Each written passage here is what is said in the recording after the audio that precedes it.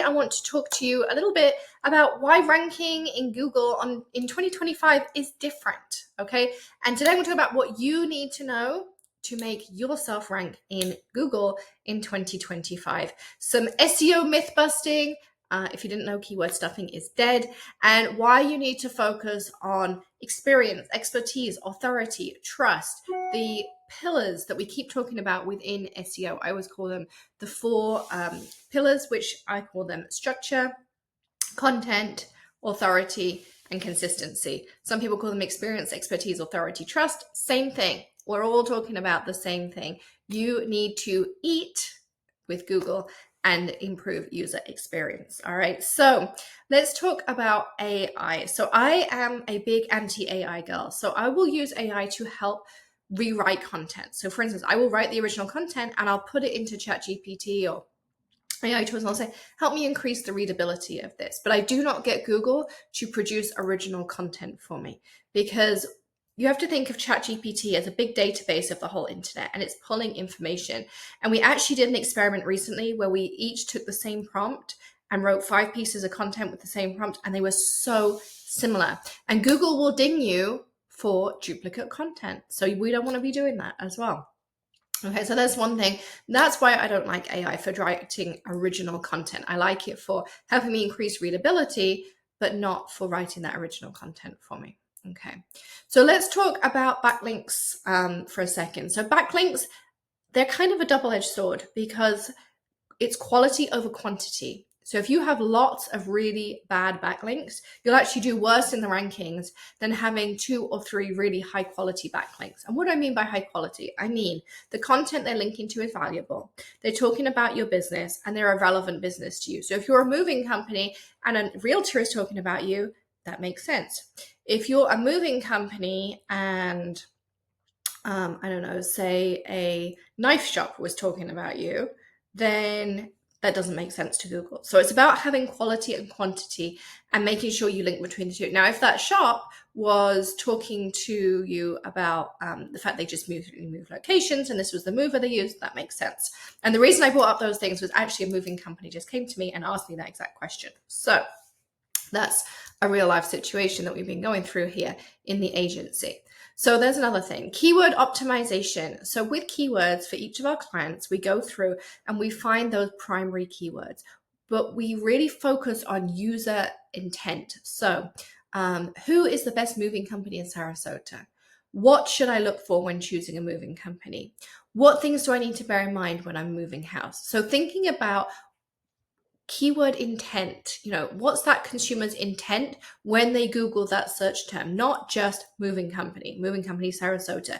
Think about what the buyer intent is, and also think about things that might be related to that. If someone's listing their home, if someone's looking for a realtor, they're all queries you can help people with. And the same way we build strategic relationships in real life, you can build them online as well through backlinks and keyword optimization. All right, so let's talk a little bit about the 4 pillars. So I like to call them structure, content, credibility, and consistency. Now, consistency is easy, obviously. Credibility, we just talked about backlinks. So let's talk about structure. So does your site load fast? Is there lots of JavaScript? Are there too many images?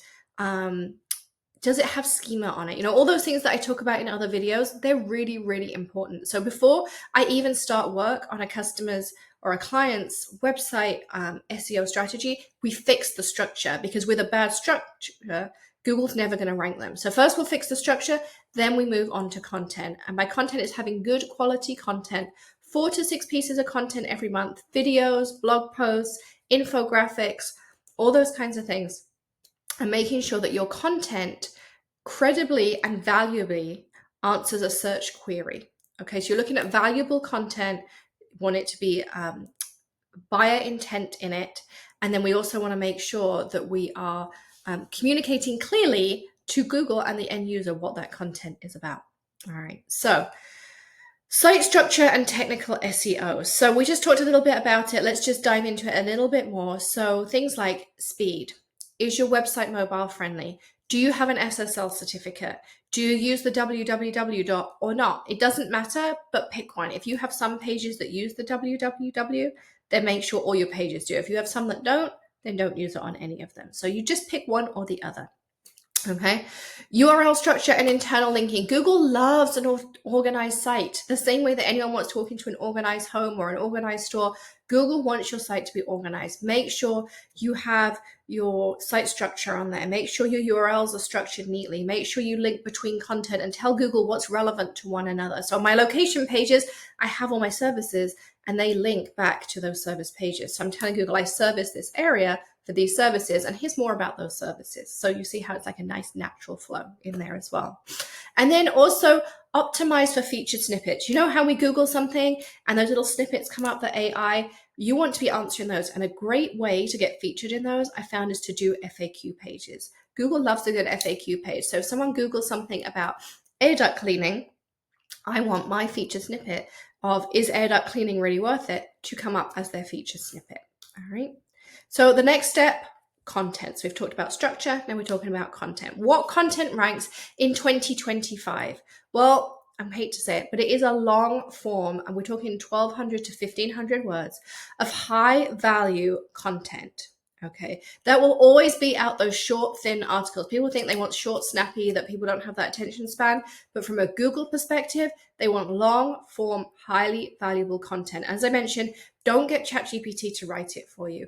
Write the content and ask it to help you increase readability. Okay, you're writing for humans, not for bots. All right, Google is wanting you to write for a human audience rather than not bots. That was their helpful content update earlier in the year, was they want you to write for a human. So think about that when you're writing. Make sure you've got internal linking, external linking. You know, you're telling Google this is related to this service or this product. And then also you want to tell it like, oh, by the way, it's not just me having this opinion. It's backed up by these facts here or this resource here or something like that. Okay. And finally, let's talk about that third pillar. So that's backlinks and authority building. We talked about it a little bit in the past. So the old school link building, when we went on Fiverr people per hour and we bought hundreds and hundreds and hundreds of backlinks, it's dead. Okay. So how do we earn a backlink naturally? Like I say, if you go to BNI or you have a local chamber of commerce or something like that, or you have strategic partnerships, that's a really great way to get an organic backlink. If you don't have that, you can partner with other brands who maybe are complementary to you. If you have an e-commerce business, find some brands that have complementary products and refer back to each other. And also things like, I think they changed the name, but it used to be called Help a Reporter Out. That's another great way. Give them a piece of valuable information to a journalist, and in return ask for a do follow backlink. Okay, that's the important one. Do follow backlink. Also, you can update your content, make sure it stays valuable and relevant. So if you wrote a blog post a year ago and something's changed, maybe the law and tax has changed, or and there's new technology for your niche, go in there and update that content. Keep that content valuable. Okay. And really, SEO's number one habit for long-term sustainable success is consistency. The most you can do is absolute consistency. Google wants to see you over and over, working on the website, giving out new content, making sure it's relevant, making sure it's linked. So just do a little bit every single day. I have a whiteboard over here in my office, and they're things that every single day we go in, we check things for certain clients. We'll be posting every day for different things. We're always evolving, always learning, always seeing what's going on. So if you are serious about ranking number one on Google, take action now. It's never too early or it's never too late to start, depending where you are in your SEO journey. Maybe you've got a website, you haven't touched it in 2 years. Oh my God, I don't know what to do. Go in and make baby steps. And if you don't know what baby steps to make, you can go to getmyfreeSEOaudit.com and I will send you a PDF auditing your website with actionable insights on where to start with structure, content, and credibility, where you stand now, and ways that you can improve. So if you want to find that, go over to getmyfreeSEOaudit.com. And if you have any SEO questions, feel free to drop them in the comments below. Let me know what pillar maybe you're struggling with and you'd like me to work on next in the next video. All right, I'll see you guys soon. Don't forget to like, subscribe, and comment, and have a great day and keep working on that SEO. Be consistent.